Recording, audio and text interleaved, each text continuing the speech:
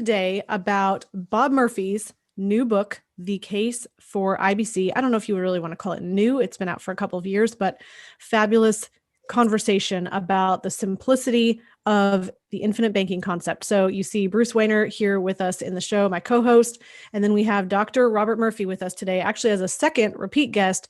You were on about 3 years ago when we were first getting started with the podcast, and I really want to say thank you so much, Dr. Murphy, for being with us again today. Thanks for having me. Glad to do it. Awesome. Well, if you are listening and you're maybe considering infinite banking, maybe you've heard of it as privatized banking because we use that term a lot, or maybe you've even heard of cash flow banking and you're interested but still skeptical, I think this is going to be a perfect conversation for you because we are going to talk about the case for infinite banking. And whenever you have a case for something that are in that book, which I know that you co-authored with Nelson Nash and also with Carlos Lara. So we're going to get some fabulous perspective with that. And in case you have not seen or heard Dr. Robert Murphy before, I'll say Robert P. Murphy. He is a free market economist. He's testified before Congress on energy markets and monetary policy. He's given numerous interviews on TV and radio. He's the author of hundreds of articles in several books. Now that is an accomplishment in itself on economics topics created for the layperson, including one of his most recent, which is The Case for IBC. So Bruce, I know you have a personal relationship as well. I would love to have you talk about that real quick before we get started in the conversation today.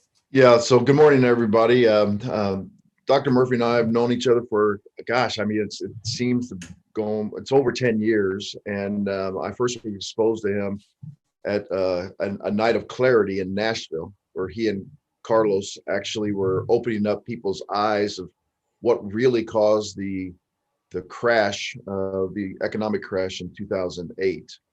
And sat in the front row, and Mark Benson and I just took everything in. And it's interesting. Mark Benson and I had used we had used cash value whole life since the 80s. And I've said to people on the show before, my parents actually took out a policy on me, and when I was born in 1963. So I had been doing it for years and years, and they really weren't talking about the values of whole life at that time. They were just talking about the economics of basically the business cycle, the boom and bust cycle. And I became enthralled by it because as a person in business, you understand that something's going on. But Bob has a very unique ability to, in my opinion, to explain things on the you and me level. And that's what we talk about banking, taking the access of the banking system on the you and me level. So I've had a really good business relationship and a really good personal relationship with Bob over the years. I love to share and go karaoke singing with him, although I never sing. He's an excellent singer. But it's a lot of fun. So we've done some of those things together. We've had dinners together, and it's just been a wonderful experience. And people are going to really, really get a really nice introduction from Dr. Murphy about the economics of this and how it all works today. So thanks, Bob, awesome. for being on here today. I appreciate those kind words, Bruce, and likewise, I'm glad I've known you for all these years, and I know you're doing a great job up there with your clients and explaining this to them and showing them a better way to use their money. Let me just mention a bit of my backstory. Is I'm a professional economist. I was teaching in academia. I ended up in Nashville, took a job there in the financial sector, and then I left and went out on my own. And then I met Carlos Lara, who's one of the co-authors on this book, and he's the one who introduced me to Nelson Nash's ideas. And at the time, having a PhD in economics, and I was looking and I thought, oh, this guy Nelson, he's a charming man, I'm sure. Like there's a lot of worldly wisdom, in these books, and he's a very spiritual man and everything. And sure, a great guy, I guess, to have a beer with or so. But I thought there were several things wrong with this so-called infinite banking concept. And then it was just over time. Mostly it was that I didn't know how whole life insurance worked. I just was thinking in terms of term policy. That's really all I knew. And so that's largely what it was. And over time, I came to realize, why isn't everyone doing this? This is so obvious. And so that's how we got into that. So yes, as Bruce, as you say, I try to sort of, someone will present something the way Nelson might have said it, or the way, someone coming from the insurance sector would say it. it might not make sense to me. And I think about it in terms of economics, and then, oh, that's why that works. And so if I explain it, sometimes it clicks with people if I say it in different words or coming from a different angle, but we end up at the same spot. Well, and I think that's one of the values of having multiple people be able to explain what infinite banking is. And there's also different personalities and different skill sets that are trying to grapple with this concept that seems like this hidden gem. It seems like this thing that nobody knows about. And that if you have heard anything on the street about infinite banking or whole life insurance, it's more than likely negative versus positive. And so then you have the personalities that say, well, I'm very skeptical. It sounds too good to be true. How in the world are people that are smart actually doing this? I don't understand. And you have people who are more conceptual. You have people who are more tactical. And all of those different people are trying to figure out for themselves, is this something that I actually want to do? So I really appreciate you sharing your background of skepticism, which is extremely beneficial to somebody who's also maybe a little skeptical. So let's talk about, so you and Nelson Nash and Carlos Lara created the IBC, or the Nelson Nash Institute, and the certification program. Talk about that a little bit, and then let's jump into why you specifically created this book. Sure. And also David Stearns was integrally involved in creation of the Nelson Nash Institute. So it's, yeah. So again, I gave you a little bit of the background. As I realized what this was, they had me come down to what's called the Think Tank, which is the annual conference that the infinite banking professionals have every year in Birmingham, Alabama. And I was a guest speaker, and that's where I saw presentations, and there were like CPAs getting up and doing things, and I realized, oh, this really works. Like, this isn't just, some people waving their hands around and talking about general things. Like there's real numbers behind this, and it makes a lot of sense. Even you include the taxes whenever, it makes even more sense. This is great. And so Carlos and I wrote an earlier book called How Privatized Banking Really Works. And I know you guys mentioned that you like that phrase. Mm-hmm. And that was actually Carlos's idea, that he was the one saying, look, Bob, you as an economist, I was a subscriber to what's called the Austrian School. So at the time, just to give people, this was like 2009. So people remember, there had been the financial crisis in the fall of 2008. And then they were doing, Ben Bernanke was doing all sorts of crazy, QE things. And at the time, so I was going around with other economists who were very skeptical of activist Fed policy, warning the country about this, that's going to cause the business cycle and inflation perhaps down the road. As it turned out, it wasn't as much in the near term as we had worried.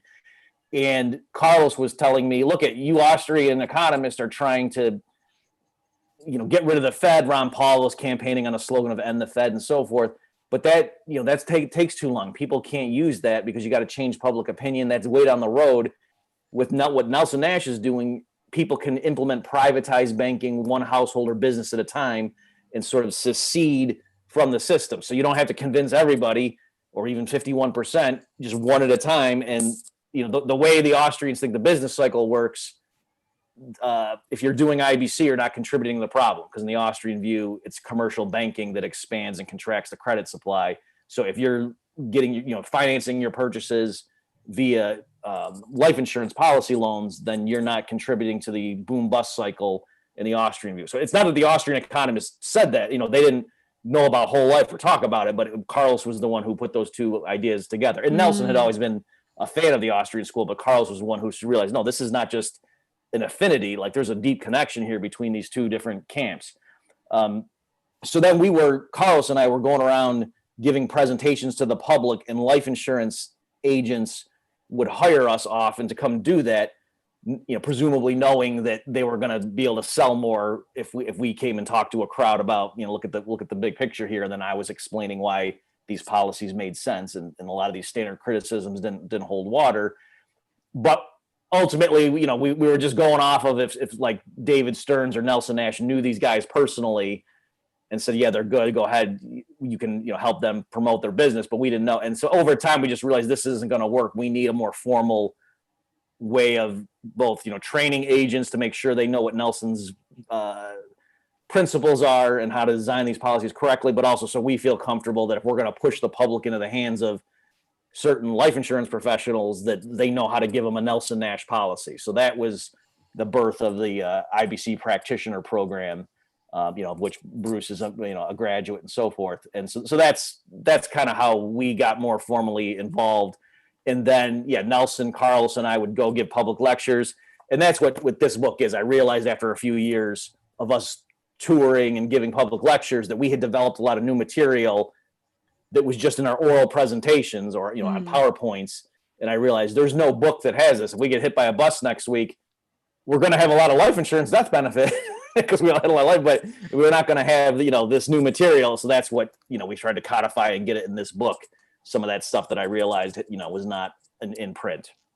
So Bob, valuable. one of the things I like about the book is, and I know you contributed, but the very beginning of the book talks about business owners kind of get this first, and that says to me that's got to be Carlos. Oh yeah, definitely. Talking about this, and it is really true. And when I actually talk about this a lot, and I don't know if you were the influence or Carlos, or I don't care who the influence was, but I always talk about is form of comparing it to actually capitalizing a bank, because it's your own personal bank. Because a lot of times people say to us, well, I don't know if I want to do this because I don't have access to all the cash value right away. But if I leave it in my bank, I have access to all the cash value. And I say, well, anything worth doing, you have to, in a business situation, you have to capitalize that business. And so you're going to give up some liquidity for it. And I tell them, to get a bank charter, you're going to have to bring in tens, 20s of millions, 30s of millions of dollars that cannot be tapped for. I had a buddy that started a bank. He had to put it up and wait 10 years to get a bank charter. So he didn't have access to that kind of billions of dollars for that long. And so if you think of it and that's why business owners, I believe, understand it better than maybe the general public, because they don't see the benefits of tying your capital up in the short term for long-term benefits. So that is one thing that I like about the book. The other thing I like about the book is that there's a really good emphasis on paying the loans back. And that is a really, I tell people all the time, this is not magic. This is not something that a person that doesn't have good money habits should be doing. Because if you just think, oh, I can just save and spend, save and spend, save and spend, save and spend, or just worse, not even save and then spend, just spend on credit, then this isn't a good concept for you. Because what you really need to do is you need to do your normal habits, which are usually just save it in a commercial bank and then spend. But then you lose all the opportunity cost over on this side. So I'm glad that it emphasized those two things: capitalize and pay the loans back. So what else do you see that the book offers to the reader?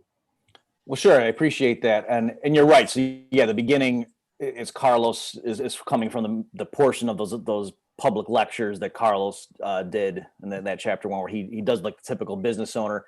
And they're part of what he's emphasizing and why he believes that business owners often this concept clicks with them sooner than with other people is the importance of cash flow. So for like a salaried employee, they kind of know every month how much money's coming in the door, and then they have their bills and they just got to make sure, okay, let's make sure we don't, we spend less each month than it's coming in and we're fine.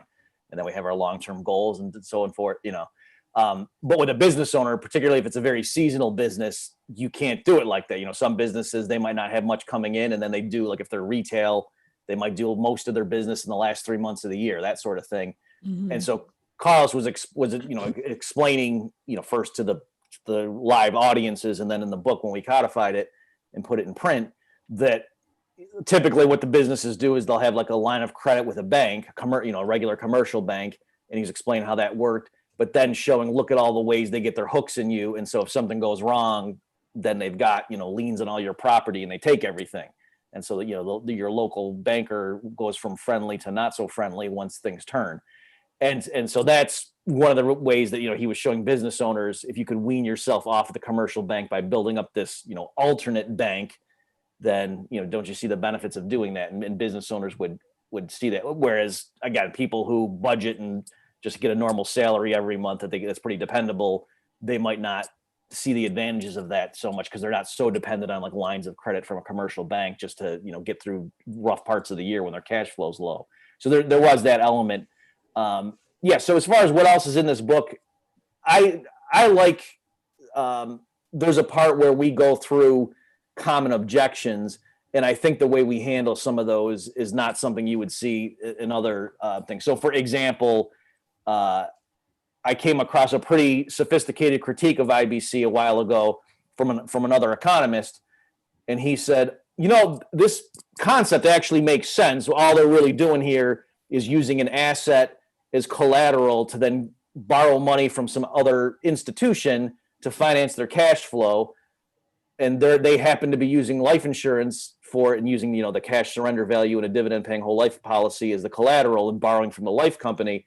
But in principle, you could take your house as long as you had a bunch of equity in it and go to a commercial bank and take out either, a home equity loan or a HELOC, get that set up and use that. And so since that's the concept this critic was arguing, it has nothing to do with life insurance. And the only reason they're doing it with life insurance is because they want to, get the commission. So I go through and explain why, no, actually, that's a perfect illustration of why Nelson was right to pick this particular vehicle or platform of a dividend paying whole life policy. So real quickly, just think through the logic of that. Okay, you want to, go to a commercial bank and use your house as collateral to pay for your daughter's wedding, let's say. They're going to still run your credit, check your credit score, ask you for your sources of income. You're going to have a formal repayment plan, saying you got to make these payments out to service the loan. And ultimately, if something happened, you got sick or got laid off and you couldn't make your payments, ultimately they would take your house from you and sell it and pay themselves back and then give you whatever's left over. Whereas with, if you did it using life insurance policy loans, they don't run your credit. They don't ask you what it's for. They just give you, assuming you've got it, they just give you the money. And then if something happens, you get sick or whatever, and you don't pay it back, nothing happens. No one comes and takes anything from you. And so that sounds too good to be true. It sounds like I must be making something up or whatever. And then, but just explain, well, no, it's the nature of the collateral. For example, last thing I'll say, I know I've been talking for a bit here. Why is it the commercial bank's going to run your credit or whatever, even if you have a lot of equity in the house and it's a relatively small loan or it's an over collateralized loan?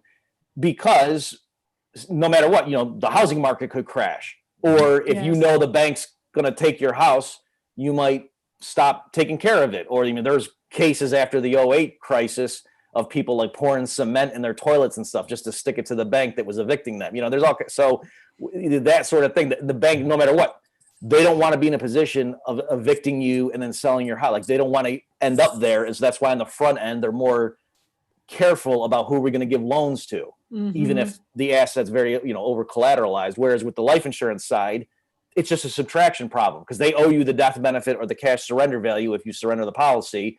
They won't lend you more than that. And so at any given moment, they've got on their books your loan balance rolling over at interest, and they know they're getting paid.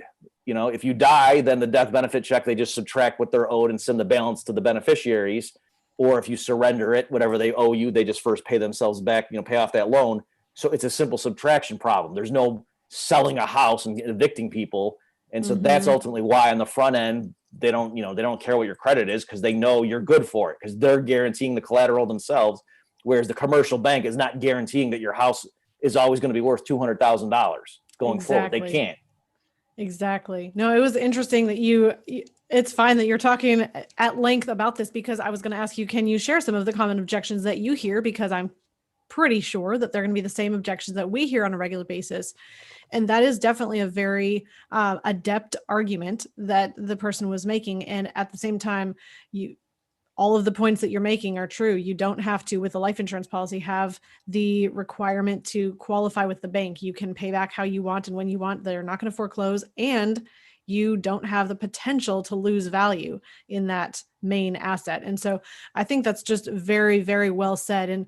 And anyone who's listened has probably heard us maybe package that over a few different podcasts, but it's really nice to have it all in one place and said from somebody else that's besides us, just in different language and different vocabulary. So what are some of the other objections that you feel maybe the book really did a really great job of highlighting that can come up with privatized banking or IBC, infinite banking, and the counter to that. Sure. Okay. Yeah. So another common one, and again, I like addressing this because it gives us an opportunity to explain how this stuff works, is the whole, oh, everyone knows a whole life policy is a terrible place to put your money. You should buy term and invest the difference. So I want to be clear here. I'm really just defending the honor of whole life policies, whereas IBC takes them as a given, and then you're doing cash flow management laid on top of that. So this really isn't even getting into the essence or the theory of IBC. But obviously, if people think whole life policies are terrible, then that's gonna be a stumbling block to considering IBC. So, right, because the policy is the product, beneath that's the strategy. So you have to agree, or you have to accept the product and the strategy. Well, you have to want to do the strategy first and then accept the product. So you're just talking about the product. Yeah. The way the strategy. Yeah, the way we put it is that the whole life insurance policies are the platform upon which IBC is implemented. Is the language we use in the book. And so if people don't like that foundation, then they're going to be hesitant to step onto it. And so so real quickly, as I'm sure that your listeners know, but just to make sure we're not losing anybody. So the buy term invest the difference says, hey, other things equal for the same death benefit, same person, to get a term policy is going to be way cheaper in terms of the monthly or annual premium than a comparable whole life policy. And so if you get the cheaper term policy and have your death benefit coverage locked in that way, and then with the money you save on the premium, go put that in a mutual fund that maybe is exposed to the stock market a little bit, and maybe some fixed income. And over time, historically, we look at historical returns. Mutual funds like this outperform the growth, the internal cash surrender value growth of a standard whole life policy. And so they're going to say, look, you have the same death benefit coverage, so that's taken care of, in case you get a widow or something. And then the investment side outperforms by putting the money into a mutual fund. And so don't listen to these charlatans trying to give you a whole life policy. That's the claim. So I just go through and show how many different things are wrong with that comparison. And so to be clear, we're not arguing you should never get a term policy, especially for younger, if you're a 25-year-old breadwinner, and you got a young family and a bunch of kids and you're just starting your career, you probably do need a big term policy, at least for a while, in case something happens to you early on. But the critics of whole life are trying to make the other case, saying you should never get a whole life policy. It's always more advantageous to get, buy term and invest the difference. And so just walking through some of the reasons that's not true. So let's do that. Yeah. So the big issue is it's an apples to oranges comparison, and just to consider the ways they're not equivalent, shows how robust these whole life policies are. So for one thing, the most obvious, if you get a term policy, at some point the term expires and then you don't have the life insurance coverage anymore. And you either at that point have to go get another term policy where the premiums are going to be higher, or, if something has happened in the meantime, you've developed a condition, you might be uninsurable.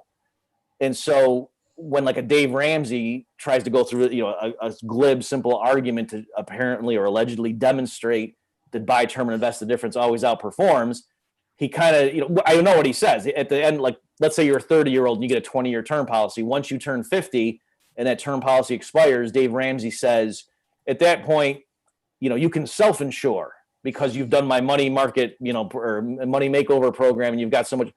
But to self-insure, you know what that means? That means you don't have insurance. That's what that means. All right. And so again, it's not apples to oranges. And the way to see that is even with the term policy, if it's a 5, 10, 15, 20-year term policy, the premiums keep going up, even the annualized premiums. And I ask audiences, why is that? And it's obvious. Well, because the longer the term policy, the older you are, on the back end of that. And so they know the more likely you are to die, and they're going to have to pay that death benefit. So that's why over the course of it, the average premium that they charge every year has to be higher. And I say, okay, so if you understand why like a 30-year-old getting a 20-year term policy, that premium's higher than if you got a 5-year term policy, what if he has a whole life policy that goes through age 121? That's effectively like a 91-year term policy, if you think about it. Right. And so that's why it's more expensive. It's not because they rip you off. It's because that coverage is locked in if you want to keep paying the premium for your whole life. It's got the built-in renewal. And so if you understand... Guaranteed to pay out. Right. So just like if Dave Ramsey said, oh, you should always get a 5-year term policy, you're dumb to get a 15-year one because the 5-year term policy is always cheaper. Go run the numbers, folks. A 5-year term policy is always cheaper than a 10-year or 15-year.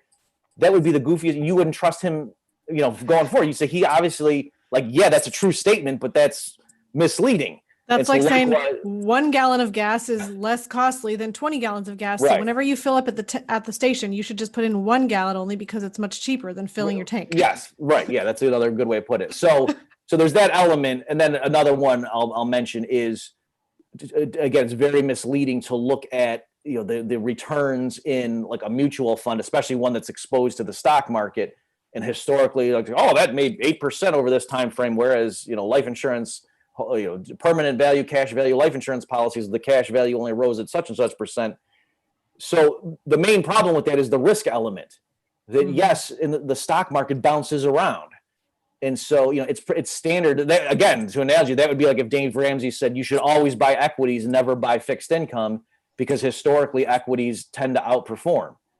And right, they have to ex ante because they're riskier. So that would be a goofy argument. So like in a life insurance policy loan, cash values, once your cash value hits a certain level, that's a floor. It can never go down. It can only go up. Your mutual fund balance doesn't have that property. It's not that it always goes up, and the worst that can happen in a given year is it doesn't go up by as much as you thought it would. And yet there's locked in guarantees about the minimum performance of the cash value inside a whole life policy. So again, it's very misleading to act like the only criterion is the average rate of return, and those are misleading too. What they don't, if they don't count absolutely fees and so on. But I'm saying even on its own terms, even if the numbers were correct and not misleading, that still doesn't prove anything like what Dave Ramsey is leading his audience to believe. So those are the last thing I'll mention. If you do configure a whole life policy according to the way Nelson Nash wanted, you're taking the dividends and plowing them back in to buy more paid up additional insurance. So the death benefit itself goes up over time. So even if at the beginning of this, horse race between the buy term invested difference and the IBC strategy, you had the same death benefit locked in, for the term policy and the whole life one, over time, you would end up with more death benefit on the whole life side, because that's part of what the strategy is, if you want to call it that, is typically you'd be plowing the stuff back in and buying more life insurance. So again, even on its own terms, they're just not apples to oranges. So it doesn't mean it's always better for one versus the other, but the way, again, Dave Ramsey trying to say, look I've shown you this is clearly better. It's only because he's ignored all of its downsides and only, stressed a few points. So, I love that. And I feel like we could talk about that particular argument, the buy term invest the difference versus whole life. There's like 25 more points that we could make about that. And we'll link to previous articles and content that we've done on that. I'm going to also check if our audience has any questions at this time. And we invite your questions. If you have questions for Dr. Bob Murphy, Bruce, go ahead. Bob, I'm going to go a little bit away from the case from IBC, because I think this is a very important topic, and you're the expert. You've talked about this. This is right in your wheelhouse. Interest rates are at a historic low, and dividends are an interest rate or interest sensitive, driven by interest rates. What can you say going forward about the likelihood that interest rates, because I think the Fed has come out and said it's likely we're going to keep interest rates low for the next 2 years, but then I hear other people say, no, I think they're actually going to start ratcheting up interest rates. But if they do start ratcheting up interest rates, can you tell the listeners what is likely going to happen to dividend rates going forward, and thus illustrations that people are getting now, what will happen to those illustrations going forward?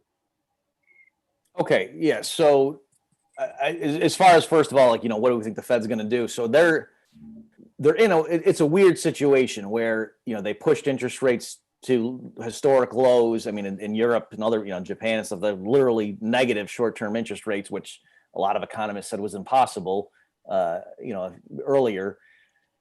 And so, this is kind of uncharted territory, but to the extent that it's, very loose monetary policy, the concern is that, at some point, price inflation is going to break out. And there's various reasons as to, well, gee, why hasn't that happened before? But so my prediction is that the Fed's going to keep interest rates low until the point at which the dollar starts significantly slipping against other currencies, and or, domestically prices start rising. such that, it's too painful and they got to start ratcheting up rates to stem that. And so they've sort of gotten a lot of wiggle room since basically 2009, where they've had what on paper looks like very aggressive, loose monetary policy without what you normally would think of as the downside of that. So it's sort of like, hey, well, let's just keep pumping money in. Nothing bad seems to be happening. Gasoline's not $20 a gallon. Let's just go ahead and keep doing this. But if that were to ever happen, then they would be forced, they can't just keep interest rates at 0.1% if price inflation is running at 8%. They'd have to raise rates just like in the late 70s and early 80s that, Paul Volcker jacked rates way up in order to get inflation under control. So I think that's where they are. And also, just as a signal to investors around the world, the Fed continually, puts out guidance saying this is our path back to normalcy. So the reason investors didn't just short the dollar, whereas like if, the Zimbabwe central banker says, oh, we're going to quintuple the money supply in the next few years, people respond one way, whereas when the Fed makes a comparable announcement, people take it in stride because they say, oh no, the people running the Fed are more responsible. They'll back this thing off if there's side effects that get too severe. So that's kind of the framework.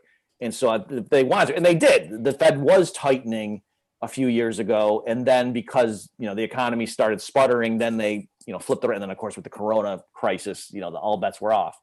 So I think they're always going to want to be pushing up, and it's only if the economy is very tepid that they're going to, not be able to raise rates. So I think, especially the longer you extend your horizon, higher interest rates are in the future, if for no other reason than they're already so low they can't really go much lower, can they? So there's that element. So yes, as far as the life insurance company, I mean, this is standard stuff here. This isn't insider information coming from me, but yes, the life insurance company takes in premiums. They go buy financial assets in order to try to match their assets and liabilities. They know actuarially down the road with these cohorts of policy blocks that we're issuing, we're going to have this much death benefit claims come in. These people might surrender their policy. So they know, roughly speaking, in the aggregate, how much money is going to be going out the door at future points. And they got to make sure they have enough fixed income assets on their books to match those up. So yes, in an environment of very low interest rates, especially where, there's scenarios in which interest rates are going to remain low for a long time, they have to, in their illustrations, show people very modest expectations because they don't want to, mislead the client. And so so what would happen in a scenario where interest rates did rise down the road, there would be a transition period as they had to roll over their portfolio. But the way that would show up is they would have better investment returns than they had been predicting earlier. And Absolutely. Hence they would have more divisible surplus. Mm-hmm. And so for policies, in a participating, structure, which is what the dividend whole life policy is typically, that's, the policy holder would see higher dividends. So that's the way that, they would get, those extra returns. So that's what would happen in an environment like that, the policy holders would get, higher dividend payments than they may have originally thought. Again, once been projected. Yeah. The reason I bring that up is because I want people to hear it from a non-insurance producer. Mm-hmm. Because all too often people look at insurance illustrations and take them as the gospel. Like, this is what's going to happen. They take it as a contract, and it's not a contract, even though it says in there, they're not guaranteed. These are just projections. The dividends. People still see, the dividends are not guaranteed. It's still projections. They still see it as 30 years down the road. Oh, look, I'm only going to have this, or I'm going to have this particular amount of money. You can look at it on the guaranteed side and say, yes, you're going to have that. But on the dividend side, even though dividends on all the great companies have been paid for 100 years, they don't necessarily pay the same dividend rate over those 100 plus years. And go ahead. Yeah, just to jump in, another thing too that I thought about more recently. I think this is in the book too. Rachel, you were asking other objections. So one objection that we got from also just to let you know, we're going to have to wrap really shortly, and we also have a few comments and questions on Great. YouTube. So go ahead. So real fast is, I got people saying, look at Dr. Murphy, when you're complaining about the economy, you worry that if the dollar were to crash, the Fed would have to jack up interest rates. So if the life insurance company is basically like a big bond fund, won't that crush them, right? Because, interest rates rise, existing bond prices fall. So won't they have a bunch of losses? And so why would I want to be in fixed income assets if I think there's a chance of interest rates spiking? So it's true, if you were just holding bonds, that's an element, and that's why Carlos and I recommend a diversified holdings, having gold and things like that too, just in case price inflation does break out.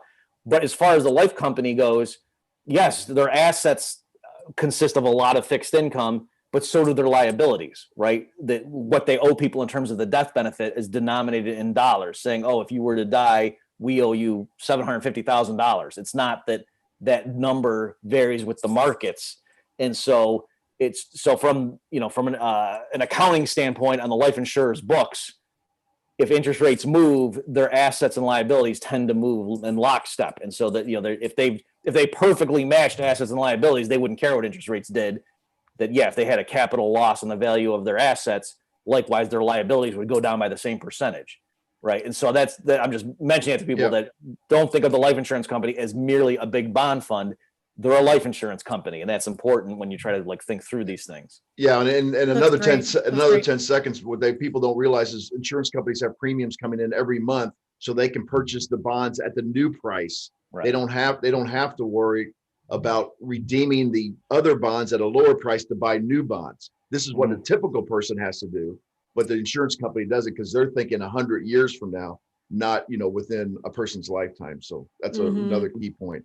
Go ahead, Rachel. What's some questions? Okay, so we've got so much that we're not going to be able to get to it all, but we do have an interesting conversation going on here between Nolan Rosler and Sebastian Calderon on YouTube. So specifically, Nolan asks, Dr. Murphy, should legislation be passed to get rid of the MEC limits?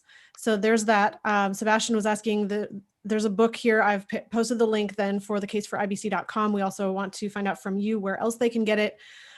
There is also some commentary that you should challenge Dave to a debate, Dave Ramsey directly. And they said, I know he won't accept, just to get exposure to IBC. And then one person was saying, this better make me wealthy, this conversation we're having today. And somebody said that they want to go ahead and get whole life insurance as soon as they pay off their debts, specifically student loans.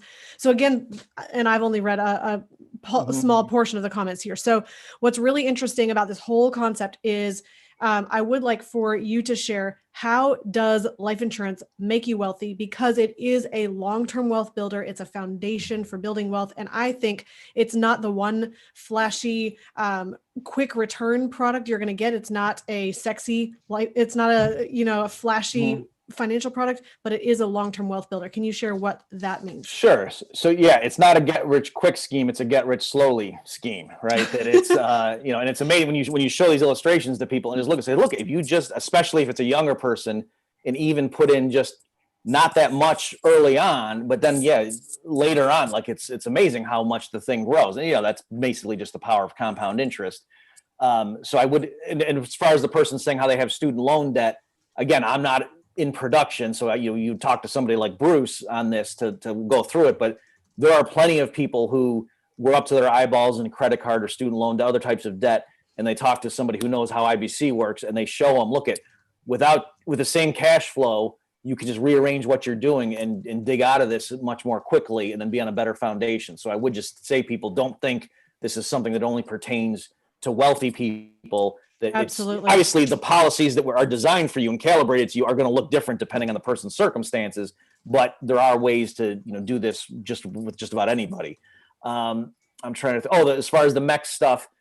So I'm against the government taxing people's money, period. And so yes, if the government got rid of all income taxation, all the stuff about MEC limits would go out the window too. And so ideal, like in a perfect world, yes, and the way it used to be, you could just write a single check for a paid up at one, a single premium payment to have a lot of paid up insurance.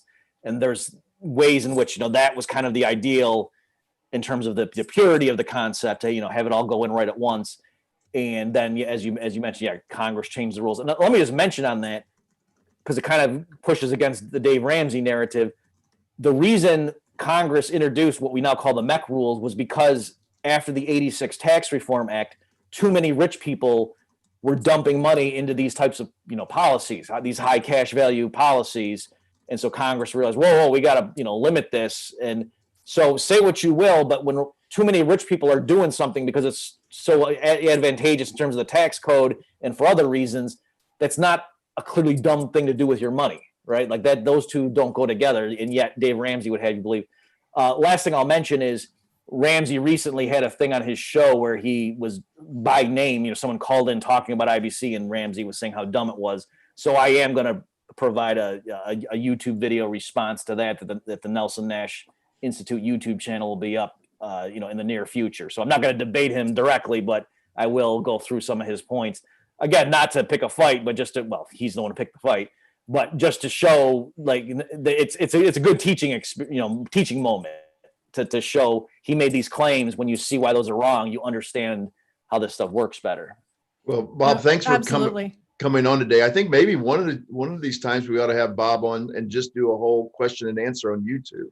Maybe And so, because this is that'd be a good there's show. a lot of dialogue. I think this is one of the biggest dialogues that we've had, and I'm having trouble keeping up with both pieces here and making sure I read everything and try to provide some commentary. So a couple things in closing. If you are interested in finding out how privatized banking, infinite banking can work for you, you can absolutely book a call with us at themoneyadvantage.com. You can go directly to our calendar from that link if you go to our website.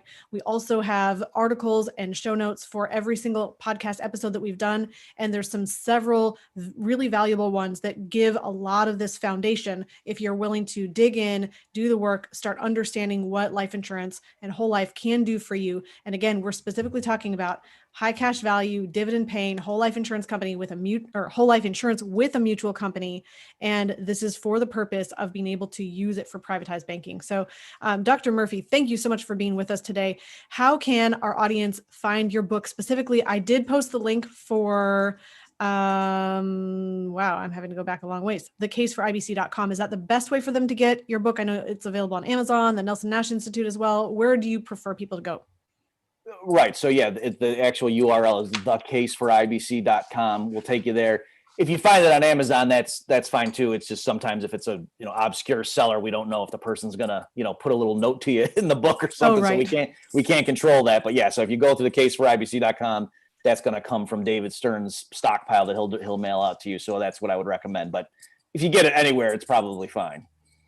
Excellent. Well, thank you so much, Dr. Murphy. I really recommend the book. I need to read it personally myself. I'll just be honest and raise my hand and say that I need to do that. I love being able to talk to you about these ideas because I think there's things that people are wrestling with on a regular basis, and really understanding how something works is really key to being able to create wealth. And I heard this fascinating idea the other day, and Bruce and I have been talking through this, but if you are going to choose to become a wealth creator, the price that you need to pay to become that is to educate yourself, be able to think differently, consume the information, find the videos, dig deep, find the real facts, the meat, the foundation beneath what everyone else is saying. Don't just listen to rhetoric. Don't just listen to fancy ideas or something that sounds good at face value.